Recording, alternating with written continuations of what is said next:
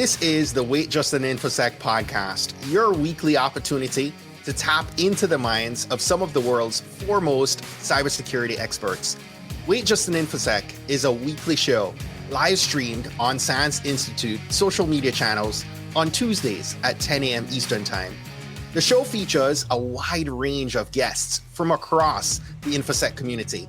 Whether we're diving into the weeds of the latest data breach or exploring the security implications of groundbreaking technology such as generative AI, each episode brings you new insight to keep you engaged in the industry, feed your fire for knowledge, and amplify your value as an InfoSec practitioner. Join the SANS community and gain free access to cutting-edge industry news, cybersecurity resources like technical research, and tools that can't be found elsewhere. Subscribe for free today at sans.org/join. This week on Wait Just an Infosec, join host John Hubbard as we welcome his guests from the ongoing special series of the Blueprint podcast for an in-depth discussion of key points coming from MITRE's book, 11 Strategies of a World-Class Cybersecurity Operations Center. The book's authors Kathryn Knerler, Ingrid Parker, and Carson Zimmerman have been exploring top strategies for taking your security operations center to the world-class level all season long. After their conversation, SANS Senior Instructor Erik van Buggenhout and SANS Offensive Ops Marketing Manager Randall Jones talk about the upcoming network security event in Las Vegas, happening from September 6th through September 11th at Caesars Palace. So what we're going to be getting into today is a topic about security operations and specifically threat hunting in general. And one thing I wanted to note before we jumped into this, if you're at all interested in any SANS training related to security operations content, I actually have two different classes that relate to this. One is MGT 551, which is building and leading security operations centers, all about SOC management, building a SOC. And another course, which is SEC 450, Blue Team Fundamentals, Security Operations and Analysis, which I'm really, really excited to say. If you're looking to take SEC 450, now is the perfect time. I just dropped the biggest update in the history of that entire class. We've added a bunch more labs. We've updated all the labs that were there before, a whole ton of new content, a full revamp of the virtual machine and all the software inside it. So really, really good timing if you're looking for that SOC training and if you're into this conversation we're about to have here. So jumping into that, what I'd like to do first is get our first poll question going out there because we're going to have a number of different poll questions. So if you're watching this right now, I want everyone to scan that QR code with your phone, and it's going to take you out to the Slido website. With that, you'll be able to interactively answer our poll questions as we go through this conversation and influence what we're going to be talking about once we get the co-hosts going here in just a second and bring them on. So the first thing I would love to hear from everyone as kind of a jump-off question is, does your organization have a defined threat hunting capability? I find that when I teach, a lot of people are a little bit timid, a little bit nervous about, when am I ready to start doing threat hunting? When is the SOC at a capability level where that's something that we should consider a priority? What kind of skill levels do we need to have? And so I would love to hear if you are a team that is maybe brand new and you haven't even started threat hunting yet, if maybe people are just kind of off doing it on their own and they're doing a little bit of ad hoc threat hunting, just kind of however feels right in the moment. Or if you're starting a team and you've got some processes wrapped around, but maybe you're fairly new in the first year or two and you're still kind of tweaking the process, getting it going. Or maybe you come from a mature organization that's been doing this for years, in which case we would love to hear some of the things that you can share with us. Always good to look for the people that have been doing this for years and wrapped around best practice in their process and learned what works and what does not work. And so go ahead and start answering those. And as you all do that, we're going to collect some answers, and I want to introduce our guests for the episode. So if we could bring them on, I will let them all do an introduction to themselves as well. With us today, we have co-host Kathryn Knerler, Ingrid Parker, and Carson Zimmerman. So welcome, everyone. Thank you for joining me today. Good morning. Good to be here. Fantastic. So Greetings. Do a quick intro round here. On my screen, we got Kathryn on top. So if we could start with you, then go to Ingrid, then go to Carson. Let's hear a little bit about all of your backgrounds and your kind of intersection here with the book and security operations. Yeah. So good morning. Glad to be here. Well, it's morning here in the DC area. So I have been in Kathryn Knerler. I've been in cybersecurity operations and actually the cybersecurity field for close to 30 years. I've done everything from cyber network defense to incident response to cyber threat intelligence to consulting on architectures. So I tend to focus on research and nonprofit types of organizations. I just like giving back to the community. Fantastic. And Ingrid? Yep. Hey, morning. I am also in the DC area, so it's morning for me as well. Ingrid Parker, I am one of those that transitioned into cyber after doing some other stuff. So I actually started as an art major way back in school, eventually went into the military, did system administration, and then moved into the cyber realm. And currently I am the senior manager of threat hunting at Red Canary. So really interested in the topic today and all the discussions we're going to have. But prior to this, I spent 11 years at MITRE, worked everything from kind of low-level investigations all the way up to doing architecture for the Department of Defense and kind of more strategic thinking. So really do that full stack security, but security operations is definitely my passion. Awesome. And over to Carson. Hey, folks. Good morning, good afternoon, good evening. My name is Carson Zimmerman. I am also formerly MITRE, working in security operations here for just over 20 years. Super exciting. I'm currently at Microsoft, leading an investigations team there. And as far as physical location go, all I have to say is West Coast, best coast. Thank you. Fighting words from Carson. All right. So welcome, everyone. Thank you for joining me today. So where I wanted to jump off on this is if we could bring the poll answers back up and see where we are. I wanted to throw this out to the crew. It looks like our biggest answer here is ad hoc threat hunting process, followed by no threat hunting. And I had a small suspicion that might have been the thing that came up. So actually, I guess that's tied really with early and new team / some formalized processes. I know, now it's winning. So we're up there kind of in the early on stages for threat hunting for a lot of people. Any thoughts on, in your experience, and especially as it pertains to the book and some of the guidance in there, what is it that is potentially holding teams back, and what should people be thinking about at this stage in their threat hunting capability building? So I'll start because I forgot to mention something very important. First of all, I work for MITRE. Still. And this is a book that we've been talking about for a while, as John mentioned, and it is available for free. And we'll eventually provide a link here to a free version of the book. You can also buy it if you prefer it in print. The cost of print is that. So thought I'd point that out. Threat hunting is in chapter 11 of the book. And Carson and Ingrid and I spent a lot of time talking about threat hunting. It's a very exciting topic. So I wanted to point that out. And then, to start it off, and then I'm sure Ingrid and Carson will jump in, threat hunting has become an increasingly more important function for your security operations. I'm excited to talk about that because it's not good enough to just respond to those things coming in. Threat hunting is about looking for stuff proactively. So to the question, what's holding people back? My experience has been the people. It requires skill to start doing threat hunting. And so I'm really encouraging everyone to kind of set a low bar and just try, start looking at log files, if nothing else, just to jump in and get started. But the people tend to be what holds it back. There's just not enough resources to do things. Over. Yeah. And building from people, the challenge is if you're in operations, like you're dealing with the fires a lot of times. You're dealing with the alerts that come in, you're dealing with what incidents happen. And threat hunting requires that you be able to take a little bit of time to step back and think creatively about the data that you have available, what you can do with it, what you're trying to find. And it's very easy to get caught up in I'll just start looking for things, in that very ad hoc way and feel like you're not making progress. And so I think it's a combination of needing to decide that you as an organization are at a point where this is going to be beneficial to you, that it's going to add to the things that you're trying to do, being clear about a couple outcomes.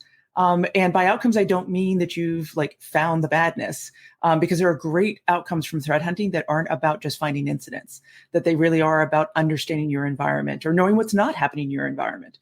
And then figuring out some way to dedicate some time to that, so that you're not just trying to do hunting in 5-minute increments in between the latest, alert that has popped up on your screen. Yeah. So what I'd love to do here is, before we get too far into this, let's get to our second poll question, where we are actually going to ask people exactly that. On your team, what is it that's preventing you from taking your threat hunting to the next level? So everyone, if you haven't already joined the Slido poll here, go ahead and scan that QR code with your phone, or you can go to slido.com and type in that number there. And when you get to that page, you can kind of free enter whatever it is that you want. And you'll see that some of the things other people have typed in as well. And what I'm trying to get at here is maybe coalesce around some certain themes and questions that may be getting in the way of your threat hunting team.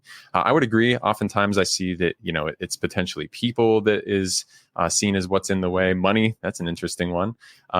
So expertise and money, definitely two things that could potentially show up. Expertise is the other one, right? I talk to a lot of people and they're like, I don't know if I'm ready to do the threat hunting. I don't know where I should get ideas for threat hunting, which is, by the way, going to be our next poll. We're going to ask about where you get your threat hunting ideas and frameworks you use. So those are coming up in just a moment. So don't close those polls once you get those open. It looks like we got some answers coming in here. So team budget, training, budget, funding, expertise, money.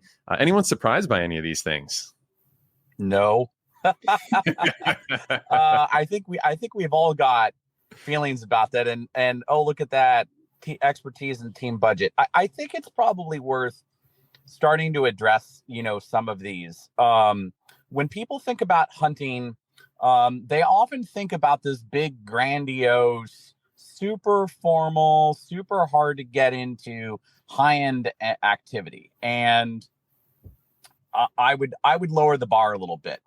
It is true. I have spoken. In fact, we talked about this before as a team. Hunting is not aimlessly wandering through data, nor is it ordinary incident investigation. That said, hunting can start from very little, from very humble beginnings. And you can start, for example, from your incident work and thinking about, how do I pull the string and pull the thread on a thing I saw an incident but didn't have time for later? So I would say, just trying to, just not knowing where to start seems to get in people's way, and they put that bar too high in both budget and expertise. I'll leave it there. Any other thoughts on any of the words that are popping up here?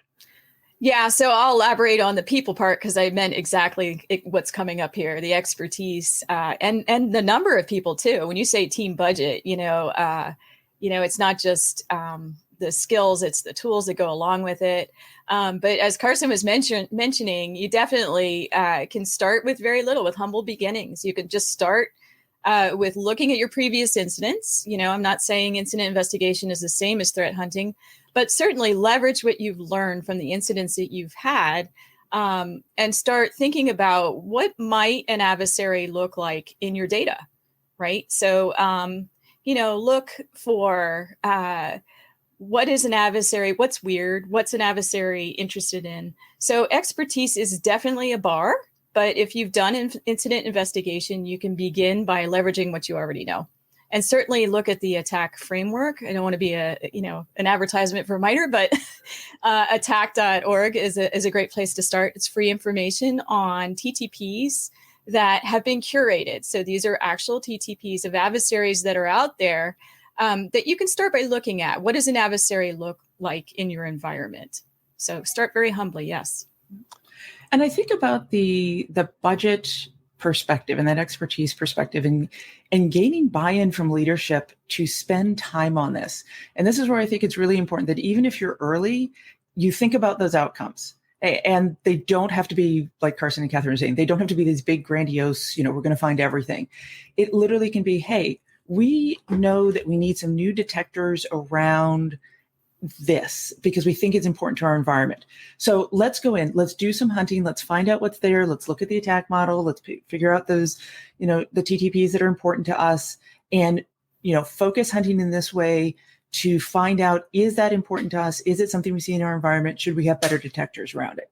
Like, that can be a very small loop that you can work on and then be able to show those metrics of how you're improving your organization's security posture overall, which has a really powerful story to it that helps mitigate what I've seen as some of the challenges with leadership of them going, well, you're off hunting, you're just playing in data.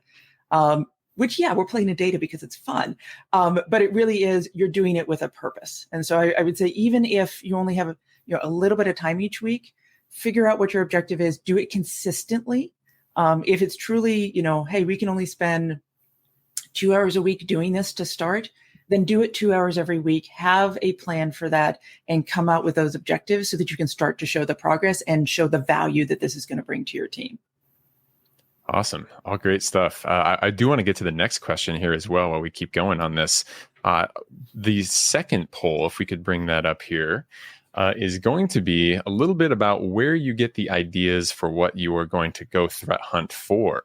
So if you walk into the office and you're like, today, I'm going to go on a threat hunting trip, what is the core input that you are using for that? Is that going to be maybe something you read on the news that day? Is that going to come from your cyber threat intelligence team? Is that going to be based on previous threat hunts?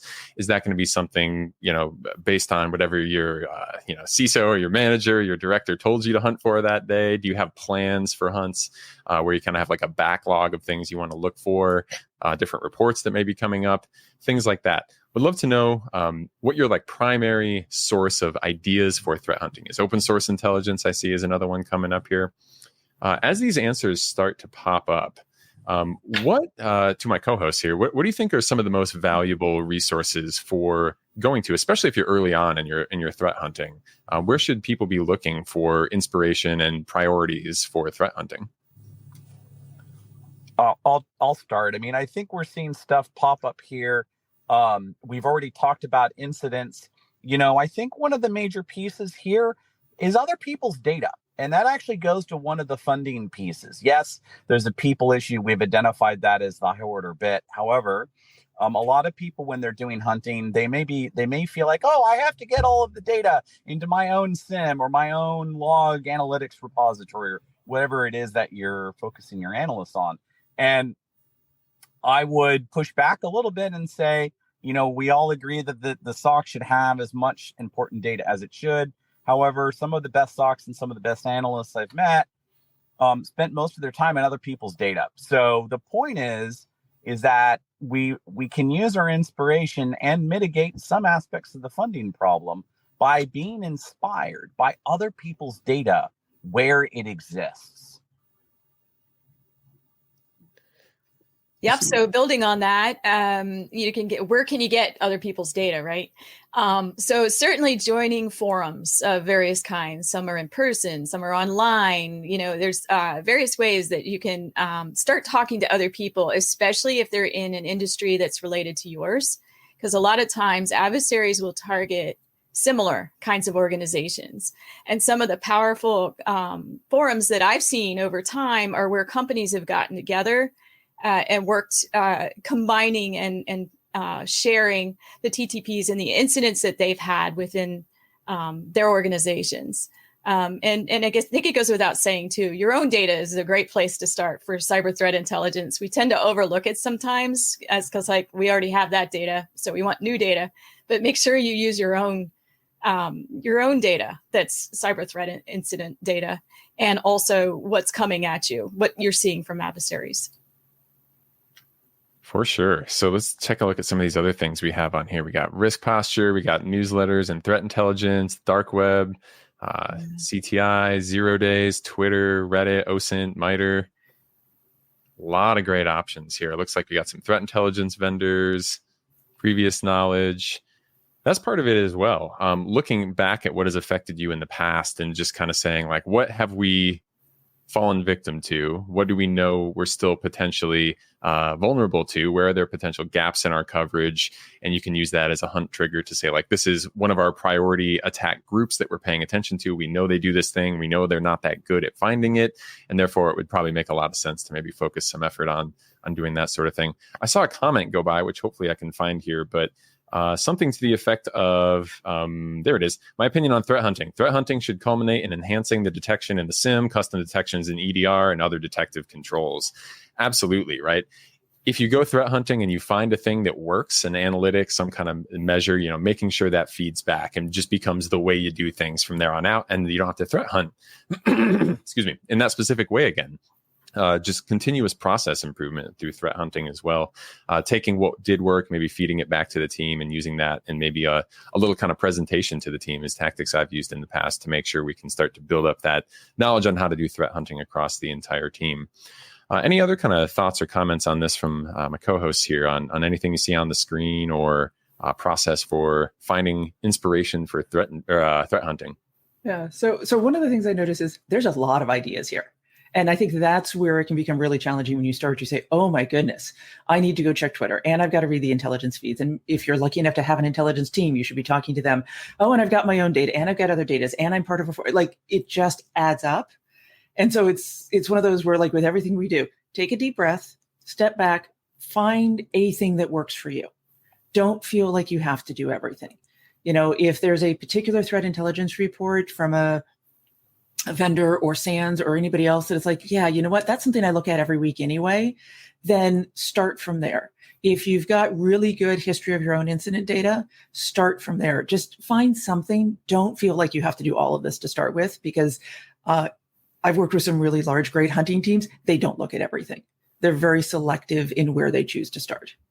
Mm-hmm. Sean, there's something you mentioned that I wanted to double down on, and also goes off what Ingrid was saying, and that is emphasizing proactive hunt as a highly collaborative activity, both within the SOC. I mean, this is a way to have analysts, investigators, responders learn from each other, learn about their data estate, learn about analytic technique, learn about the business, etc. It is also a collaborative opportunity for the SOC to engage some of its key users, key business owners, key stakeholders who are cyber interested, cyber curious, don't know how to participate. Hunt is one of the ways we can bring them in and make them not just feel loved and not just incorporate their ideas, but really bring their ideas into how we're looking for threats. And then that, as you were stating earlier, kind of dovetails into hopefully some detections later on. Yeah, detections and potentially some building knowledge of the types of groups and the tactics that they're using when they attack you, right? One of the comments I just saw at the bottom here, how important is attribution?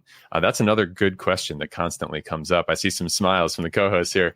And that's exactly what I want to ask about, is how important is it to be able to map what you're seeing and what you're finding in your threat hunts back to a specific threat group?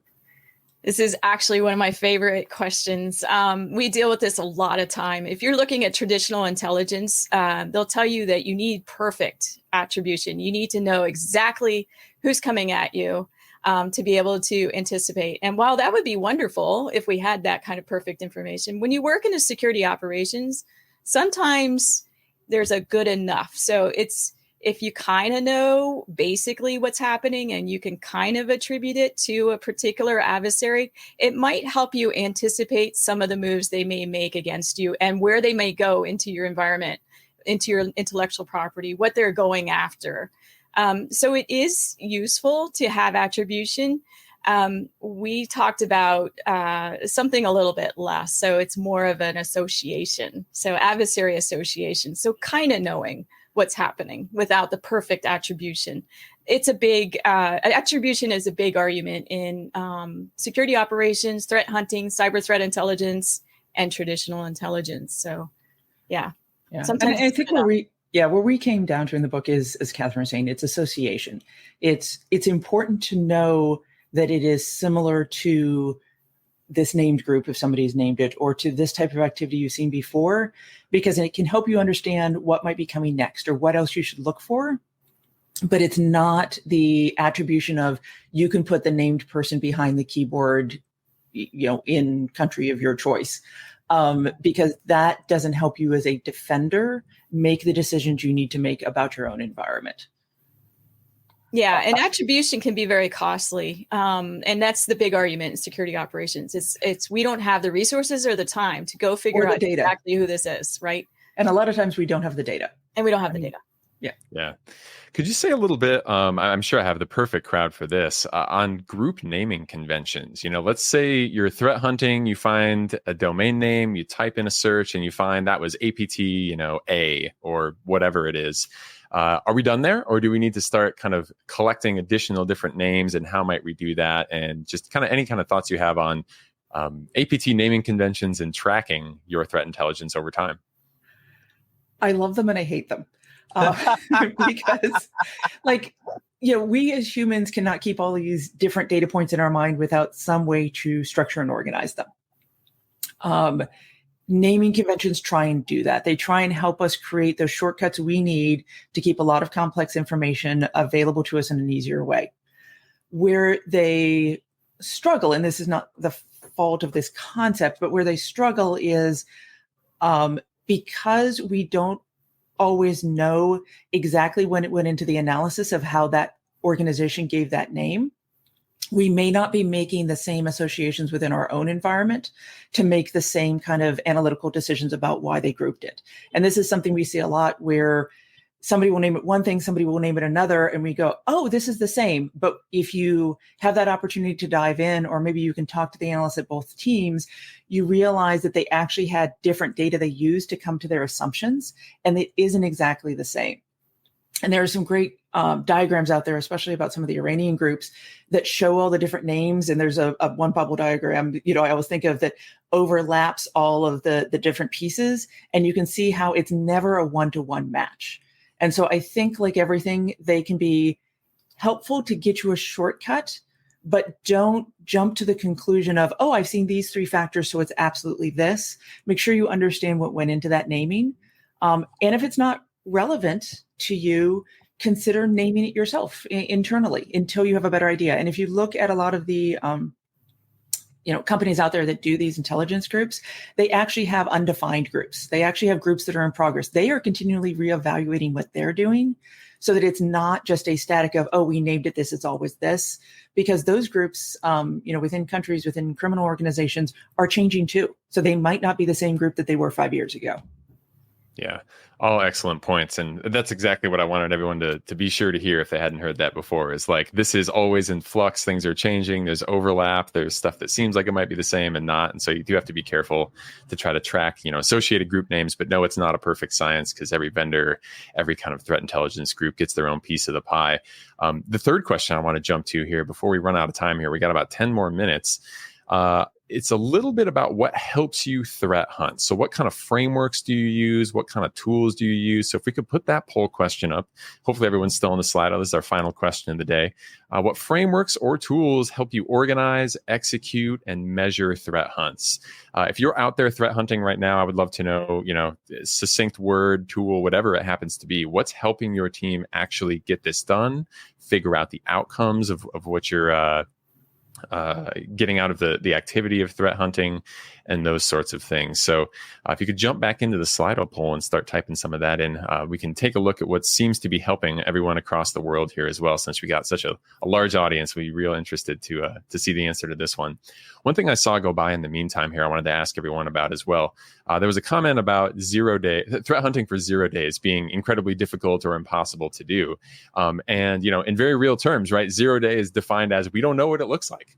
So if you're worried about 0 days, is there anything in the realm of threat hunting that you can think of that might help people find those kind of activities that we, by definition, have no direct signature for? I think one of the things I think about with 0 days is there's, the 0 day is probably a vulnerability in some particular, application, piece of hardware, whatever it is. But that's only one phase of the life cycle an adversary takes.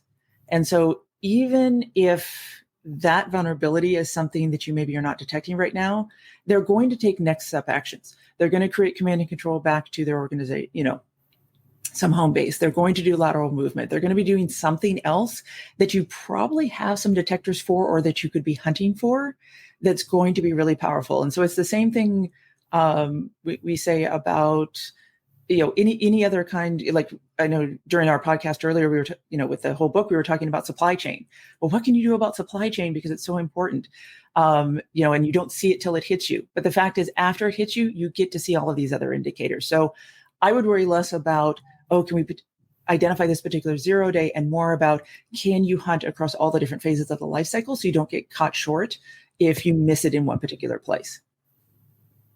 Yeah, I love that point. And, that's one of those things I'm constantly trying to stress as well, as especially with supply chain attacks, because people are like, how am I ever going to catch, the next SolarWinds style trusted vendor, something embedded in a DLL? It's like, well, you might not catch that phase of it, but that is just the one phase, right? Attackers aren't magic. Just because they got in doesn't mean they're immediately out the door with everything, right? That's the delivery stage. That's maybe the exploit stage. But nearly any attack that's high impact is going to be something that's complex, multi-stage, played out over weeks and months. And so while you may not be able to threat hunt, and I'm not even sure that this is even true, but while you may not be able to threat hunt directly for 0 days, right? There's still every other stage, every other tactic, every other technique that's used. And all of those things have to work for the attack to actually be successful. Because if you catch any of those things, you still stop the attack. And that's truly what matters, right? John, I'd like to take a somewhat controversial stance, given the words we see popping up here. And by the way, flattery will get the audience everywhere. I see MITRE and attack is the biggest words there. I don't even work at MITRE anymore, but this is great. The controversial stance I'll take is, yeah, SIM is important. We all agree with that. There's a bunch of other tools on here that I love. I would argue the most important tool for hunting is where you take your notes. Where are you capturing the queries that you've run, the analytic conclusions you've drawn, the notes you've had from one day to the next? Because I guarantee you're going to forget half of it. And considering that hunting is generally a highly collaborative activity, we want to think about capturing those. And oh, by the way, capturing that data and capturing those in the notes, that's not the exact same place as you put your SOPs. Because in 12 months, when you're going to look for something about Bob, you don't want to be bothered with the random query you wrote about Bob. You want to find the SOP about Bob. Just a tip. Ask me how I know. Yeah. So just to build on that, threat hunting is an evolution, right? It's a learning process and you're never done. So it's the journey, not the destination. Adversaries will change up what they're doing anyway. So what Carson said is absolutely, I don't think so super controversial, believe it or not. I think keeping notes and a history of what you're doing is super excellent idea. And I think you were back to the 0 days, right? Looking for 0 days is I'll just be really bold and say a little bit of a fool's errand, because you don't know, there are thousands, millions of vulnerabilities out there, and we don't know which vulnerabilities people will build, adversaries will build tools for in advance, right? But keep on top of it. If you hear about a 0 day, certainly be proactive. That's a great place for your threat hunting team to build a case around. If there's a 0 day out there, it does affect your environment, be proactive about it. And one thing I want to bring up that I didn't see on this list was Tahiti, which is a framework for how to think about hunting. And so if you are newer in that process, they've got 3 phases: initiate, hunt, finalize. And I think all the notes Carson was talking about definitely fall in that finalize part. But it's it's the non-technical, it's the process parts that go behind hunting. And it's a great resource that's available out there for everybody to look at. Yeah, if you just Google a Tahiti threat hunting methodology, for anyone listening, you'll find the PDF on it. There's a whole nice kind of write-up of what's going on and all the stages and what to do, and even like a Excel spreadsheet and things that you can track along the way to help make sure all the value that you've created, all the things that you've discovered, anything that has happened during your threat hunting sessions get organized, get captured, and then get rolled up into a bigger level metric of why you're threat hunting and hopefully justifying the time being spent. That brings me to another question and a comment I saw roll by. Looks like Elliot asked, curious how SOCs tie threat hunting resource costs back to budgeting and value to the organization. Any thoughts how to specifically tie the metrics around threat hunting and how you can show that direct value to the organization for the time spent? I know it came up a little bit earlier, but I wanted to directly answer that question because I know a lot of people ask about that. We all take a deep breath because metrics are hard. But this is actually where I think consistency is important. And when you're thinking about metrics, consider not just the 0, 1, yes, no, this number, whatever else. And don't focus too much on like how long a hunt takes or exactly how many you do. Try and tie it to the kinds of outputs that you're working on. So hey, we ran X number of hunts, and of that, this percentage resulted in new detectors. This percentage resulted in confirmation that we are not vulnerable to this new 0-day.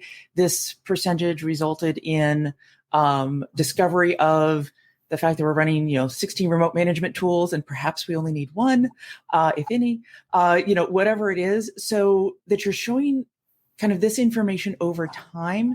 Because if you get caught up in the loop of, oh, we did 5 hunts this month, and next month we did 7 hunts, we did it, like that's not going to be successful. And it's not going to set your executives up for asking the right questions about the outputs that you're achieving. Yeah. And specifically, when I've briefed executives on this, what I've said is we've blocked X number of adversaries that we did not previously know were going to be an adversary for us, right? So being able to create a block up front, even though you haven't been hit, is one way to show the value. I think, Ingrid did a great job of reading my mind, as she sometimes does. I think there are a couple things I would add here. One of them is we should think about hunts coming in very different sizes, which is why we don't want to over fixate or over index on the number of hunts we run every month. And by the way, that number is usually pretty darn low, even if you're a big team. And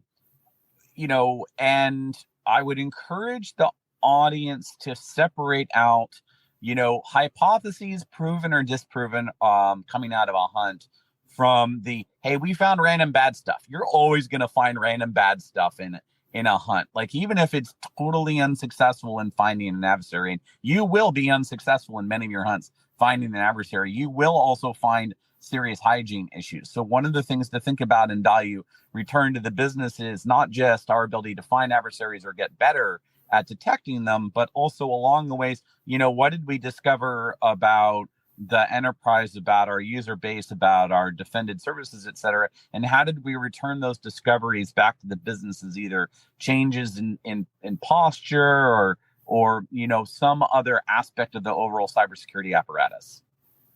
Yep. Perfect kind of summary and kind of direction, I think, for our audience here. And unfortunately, a where we're going to have to wrap up this conversation, because I think we're running out of time. But what I do want to mention here for anyone listening, if you haven't already kind of picked up on the link or something from the chat here, we have the 11 Strategies of a World-Class Cybersecurity Operations Center book. It's free. You can download the PDF, or you can get the printed version if you'd like to pay a small fee for the printing. We have the whole Blueprint podcast episode with everyone here that we just released and have been going through every single chapter, discussing all the details of it. You can find the Blueprint podcast on any podcast aggregator you listen to podcasts on. We also have it on YouTube for the first time ever. We have video of the conversations, and whole bunch of resources out there for these kind of topics. So with that, I'll say thank you to all my co-hosts. Always super fun time talking with you all, and really appreciate the time and effort put into this and the podcast and everything else. Great to be here. Thanks for the opportunity. All right. Thank you, everyone. So for our next section here, we're going to transition over to a conversation between Randall Jones and Erik van Buggenhout. Sorry, got tongue-tied there for a second. On network security, which is one of our big conferences that's going to be coming up. Super, super fun, huge conference in Las Vegas. And want to transition over to that video and hope to see some of you there. So go ahead and let's cue that up. Right. Hi, I'm Randall, the Offensive Ops Product Marketing Manager here at SANS. And I'm here with Erik van Buggenhout, one of our Purple Team experts, course author of Security 599 and Security 699. And we're here to talk about a very special event. I don't know if you've seen, but we are doing a sort of tap takeover, if you will, from Offensive Ops at Network Security. It is a very fun network security this year. It is our 30th anniversary in Vegas. And so I wanted to bring Erik along because he's going to be out there in Vegas with us teaching, and is going to be, bringing all of his dad jokes and shenanigans and a lot of fun. You didn't tell me I was going to be teaching. I was just like, oh, you want to go to Vegas? I'm like, sure. That's how we lure you all in. So, is there anything in particular you're looking forward to at network security?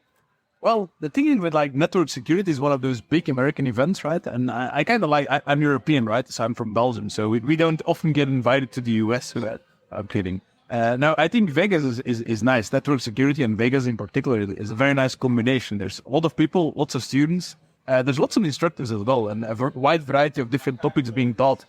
And I do think that's one of the powers of those big events, We've got all of these curriculums there, all of those instructors. There's a lot of brain power and a lot of different topics being discussed. And that's what I really like in particular about the big events. There's just so much variety of things to do. Yeah, the diversity and the variety. So in that case, what are you looking forward to about Vegas? Now, this is a more personal question. Yes, it is. So the first time I actually went to Vegas, actually unrelated to SANS, I think it was DEF CON or Black Hat that I was there for, was like walking into those casinos. Like take, for example, the Mirage. I think they're doing like huge restructuring.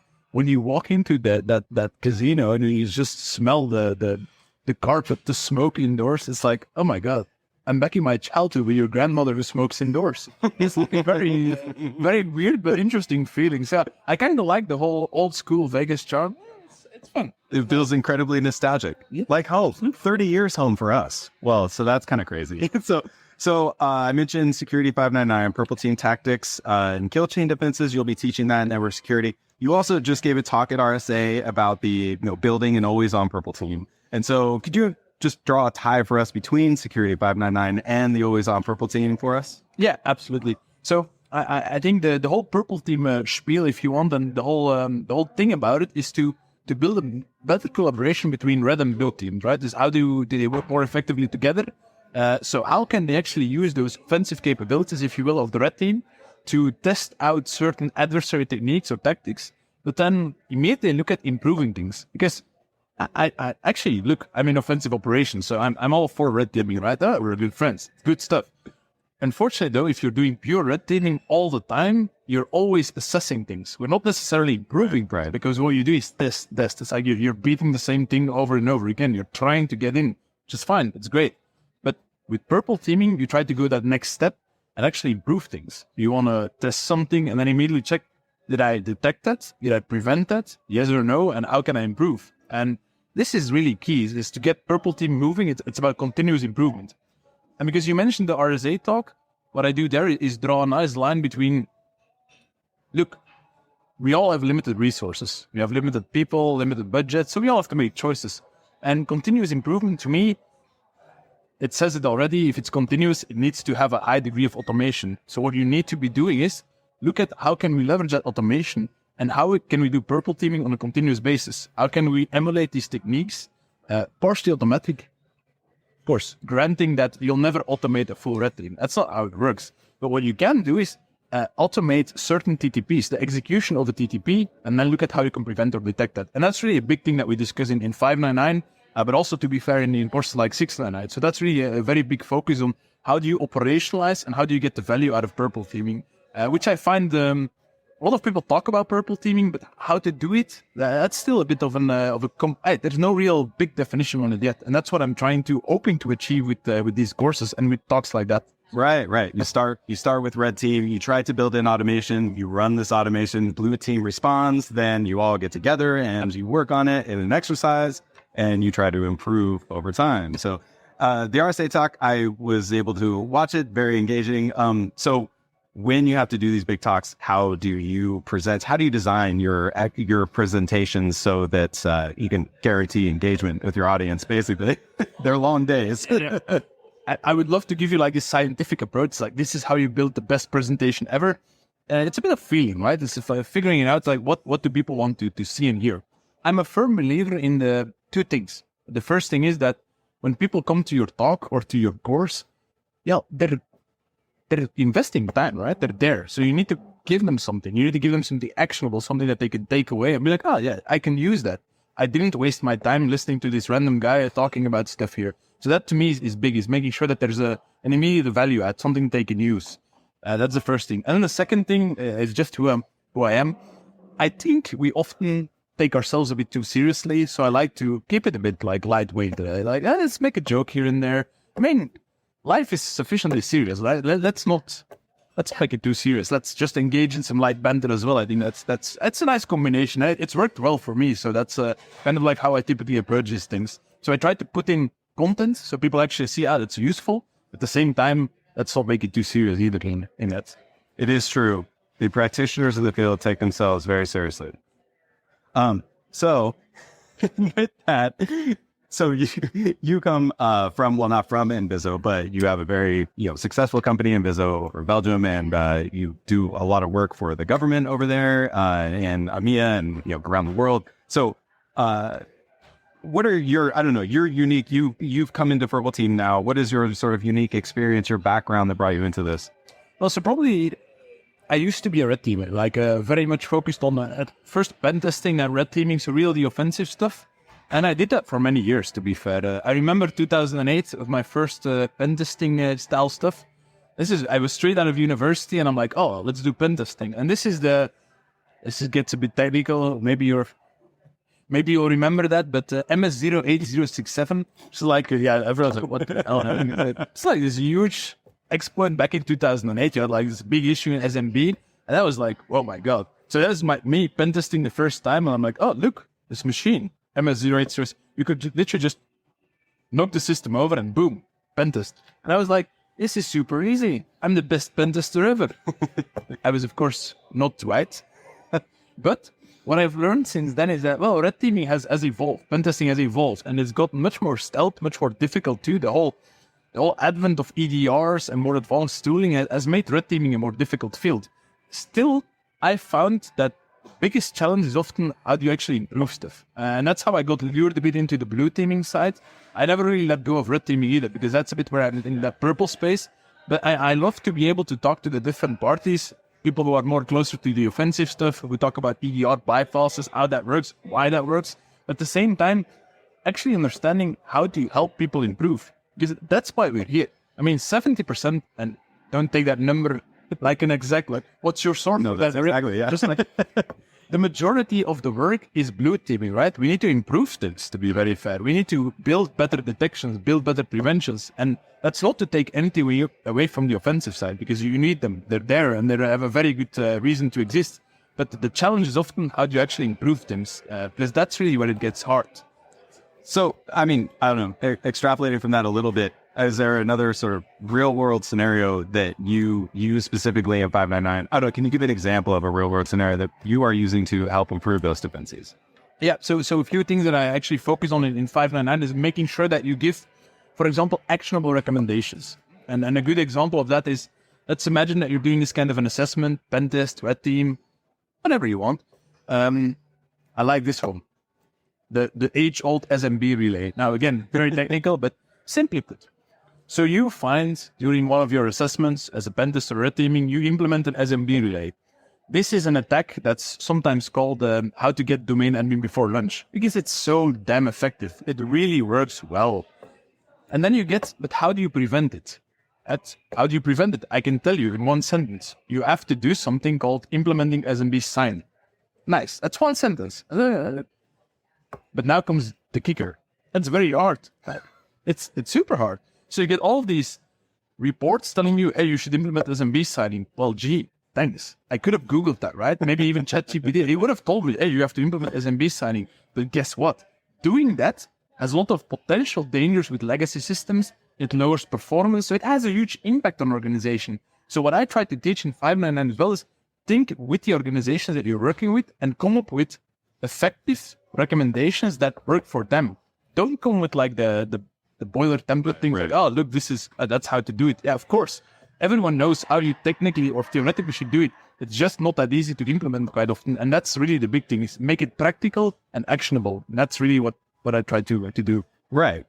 That's, so just coming back a bit, now that we've spoken about this course in Vegas and network security. So in the spirit of Vegas, if you wanted to place a bet on the most common password from attendees, could you place one? I do like a bit of betting here and there. I know you do. You mean like from? It's a tricky, right? I would have said in the past, because remember that NIST used to say you have to rotate your password every X amount of times, like every 2 months or something.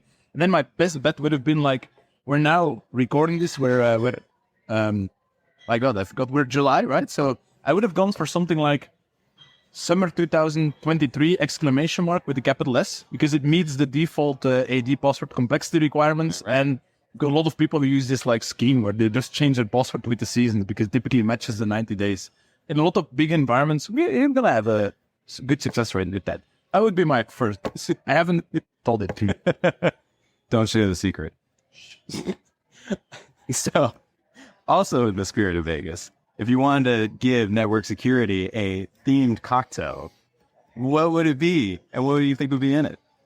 See, I'm not very big on mixing drinks. So I drink them usually. So I kind of like margaritas. I always like them. Like a good solid margarita is classic. You can do a lot of harm with it. You would have to well, you can do a lot of harm with it. Obviously, I just meant you cannot go wrong with it. It's always nice. Good. I don't know. You mean like how would I design my own cocktail? Well, how would you put a spin on the margarita for a 30th anniversary of network security? I do like spicy margaritas. I'm sorry, I'm not that creative with drinks. No, that's actually very creative. It is the official cocktail of summer 2023, I think. I don't know that at all. Stick to your material. We're good at cybersecurity. It's what we do. Speaking of sticking to our material, you are a fine connoisseur and collector of dad jokes. Very cringeworthy dad jokes. Would you maybe share one with us? I don't think they're that cringeworthy, to be fair. I think they're pretty okay, but okay, just one. Now I'm under pressure, right? And now I have to convince you that it's not cringeworthy. So, okay, here we go.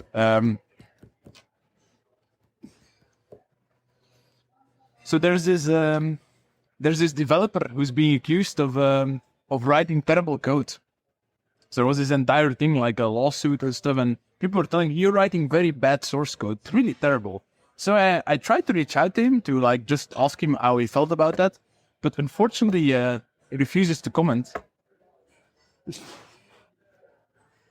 And there you have it. The cringeworthy dad joke. I only hear the applause. So I will say, the RSA talk we alluded to is on RSA's website. It's with Erik here of Buggenhout and Steven Sims about building the Always On Purple team. You can go look that up right now and watch that. Erik will be teaching at Network Security. It is our 30th anniversary there for SANS in Vegas. We are very excited to be at the event. And thanks for joining me here, man. Thanks. Cheers. See you there. See you there. Thank you for listening to the Wait Just an Infosec podcast. Remember to join us live every Tuesday at 10 a.m. Eastern for a new episode of Wait Just an Infosec. You can watch at sans.org/WJAI or go to the SANS LinkedIn or YouTube channels. The Wait Just an Infosec podcast will be released every Wednesday at noon. Thanks for listening. See you next week.